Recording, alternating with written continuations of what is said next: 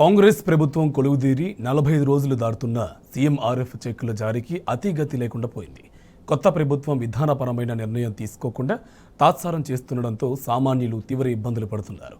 కేవలం రాజకీయ కారణాలతో సీఎంఆర్ఎఫ్ చెక్కులు చెల్లింపులు నిలిపివేయడంతో 80,000 మందికి పైగా పేషెంట్లు విలవెల్లాడుతున్నారు.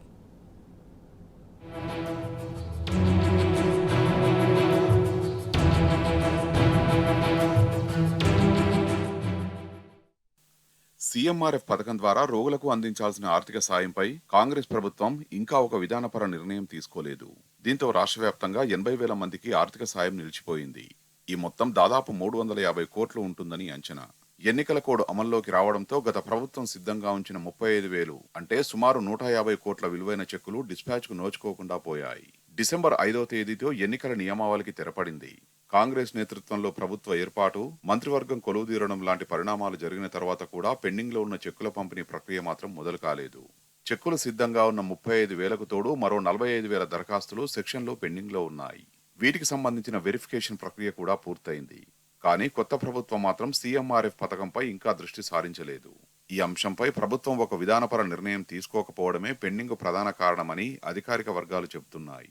పైగా పాత దరఖాస్తుల్లో అధిక శాతం అప్పటి అధికార బీఆర్ఎస్ పార్టీ ఎమ్మెల్యేల సిఫారసులే కావడంతో నిర్ణయం తీసుకోవడంలో ప్రభుత్వం జాప్యం చేస్తోంది. ఈసారి ప్రతిపక్షంలో కూడా ఎమ్మెల్యేల సంఖ్య భారీగా ఉంది. ఒకవేళ సీఎంఆర్ఎఫ్ కు శ్రీకారం చుడితే వాటిని ప్రతిపక్ష పార్టీ ఎమ్మెల్యేల చేతుల మీదుగా లబ్ధిదారులకు అందజేయాల్సి ఉంటుంది. అలా చేస్తే ఆ క్రెడిట్ బీఆర్ఎస్ ఎమ్మెల్యేలకు వెళ్తుంది. మరోవైపు గతంలో బీఆర్ఎస్ ఎమ్మెల్యేలు ఉన్న చోట్ల ప్రస్తుతం కాంగ్రెస్ ఎమ్మెల్యేలు ఉన్నారు. అలాంటి నియోజకవర్గాల చెక్కుల పంపిణీ చేపడితే ఆ పేరు కూడా అప్పటి ఎమ్మెల్యేలకే వస్తుందనేది ప్రభుత్వం ఆలోచిస్తున్న మరో రాజకీయ కోణం. దీంతో వందలాది మంది సీఎంఆర్ఎఫ్ కోసం సచివాలయం చుట్టూ చక్కర్లు కొడుతున్నారు. తమ చెక్కుల పరిస్థితిపై ఆరా తీస్తున్నారు.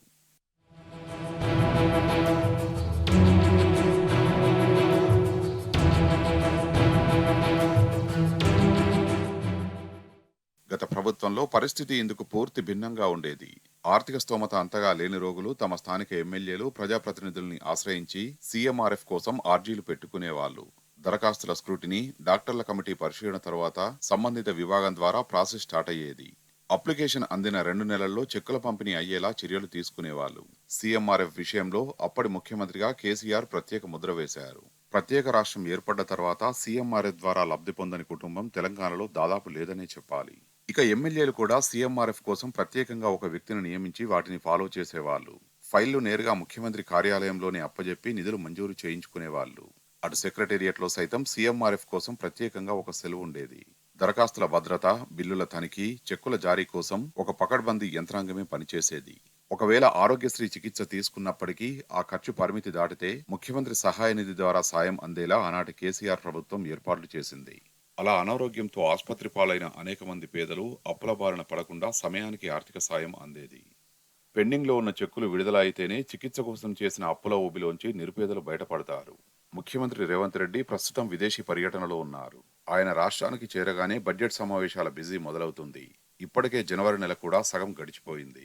మరో నెల రోజుల్లో పార్లమెంటు ఎన్నికల షెడ్యూల్ విడుదలవుతుందనే వార్తలు వినిపిస్తున్నాయి. దాంతో మరోసారి ఎన్నికల కోడ్ అమల్లోకి వస్తుంది. ఫలితంగా మే నెల వరకు సీఎంఆర్ఎఫ్ నిలిచిపోతుంది.